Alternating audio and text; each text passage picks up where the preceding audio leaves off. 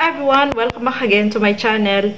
Wow, si Cedric, mga kasukoy, mga kalingap, nagpakitang gilas kay Rose Ann. So, alamin po natin sa video na ito, pero bago natin simulan yan, huwag niyo pong kakalimutang mag-subscribe. Val Santos Matubang, Kalingap Rob at Edna Vlogs at yung aking YouTube channel, Gandang Emmy. Sa mga hindi pa po nakapag-subscribe, please subscribe and please hit the notification bell para lagi po kayong updated sa aking mga ina-upload na mga reaction video. So tara, alamin na po natin ito. Welcome to my channel.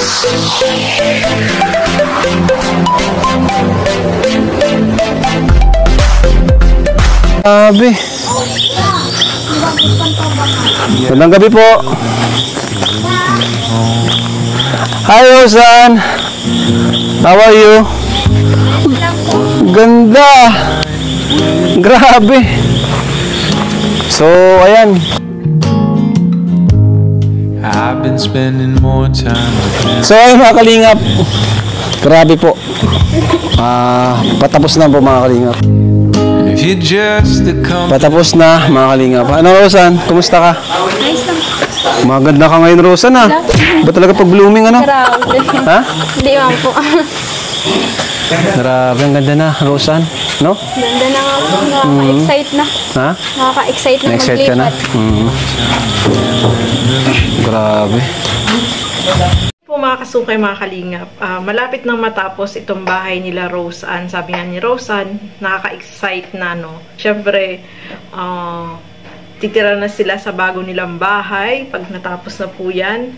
At sabi nga niya is magiging okay na yung kalagayan nila dyan, unlike dun sa dati nilang bahay, mga kasukay, mga kalingap. Kaya sobrang masaya po si Rose Ann. At may napansin itong si Kalingap Rob, nagbo-blooming daw itong si Rose Ann. O diba, naku, baka ano na, na-inlove na ba? Joke. Baka inspirasyon. Yung ano siya, diba, kapag ganun, na-inspire ka, nagiging blooming ka, no? So, ituloy pa po natin. Mukhang magandang Pasko nyo ngayon. Kaya nga. Anong masasabi mo ngayong pagpapasko, may bago kayong bahay? Siyempre po masaya kasi nakakalipat na po kami dito. Ha? Makakalipat na po kami sa bago naming bahay. Wow. Tapos, sarili na po. Wala na pong problema. Ito na po yung pinakamasayang Pasko na nangyari po sa buong buhay ko. Wow, grabe. Tapos po sa amin ni Mama. Totoo ba yan? Totoo yan? Opo, siyempre po.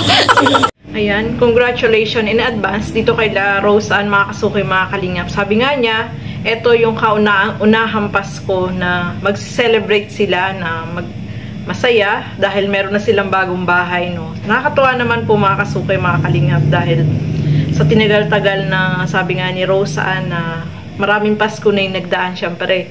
Pero itong Paskong ito yung pinaka-memorable. Syempre meron silang handa dyan, no. Dahil bagong bahay, may mga pagkain sila, mga kasukay, mga kalingap. Kaya congrats in advance dito kay Rose Ann, mga kasukay, mga kalingap. Okay naman, masaya. Kasi malapit nang matapos yung bahay namin. Ayos, no? Unting-unti na lang matatapos na to. Oo, ganda na. Grabe, sobrang May kuryente na agad. Para sa amin ni Mama. Pero ganda. Hindi ko nga akalain magkakailaw na agad eh. May mga na. Matagal na yan kasi dito naman sila natulog. Di ba yung last visit namin, mga 1 week ago lang? Hindi pa ganyan, no? Ang bilis nga. Isang linggo lang, no? Tapos ngayon, ipinturahan na lang. Ay, ito, yung white. Yung parang pagpantay nung muga. Hiningal din sa pagbuhat ng tiles. Kamusta? Wala akong kaon. Tamele na. Kanina ka pa dito? Oo, kanina. Kasi nag-asikaso pa naman ako sa kanila ng merienda. Pasensya na, ngayon lang kami nakapunta eh. Okay lang naman kasi at least pumunta kayo. Hindi kayo, kahit gabi na, ano pa din, pilit pa din kayo dito kasi nakakatakot din yung daan kasi di sulang. Buti nga, lumiwanag na eh. Siyempre, nandito ako. Kaya lang. Ay, oo. Takot ka pa naman sa dilim. Oo, ayoko talaga sa dilim. Dito na yung liwanag mo. In the crowded streets, calling Christmas time. Nagbago ka na, Rosan. Hello? Ako lang. Tahimik ka na ngayon. Dahil sa nagbago. Ay, naninibago lang ako. Ganun. Nawawala kasi yung baon ko pag nakikita kita. Ay, grabe. Nawawala yung focus ko. Parang paresa tayo introvert ngayon. Nagiging ano na ako. Yung dating ikaw, nagiging ako na. Tapos ikaw, grabe. Nagpalitan na. No? Okay lang yun.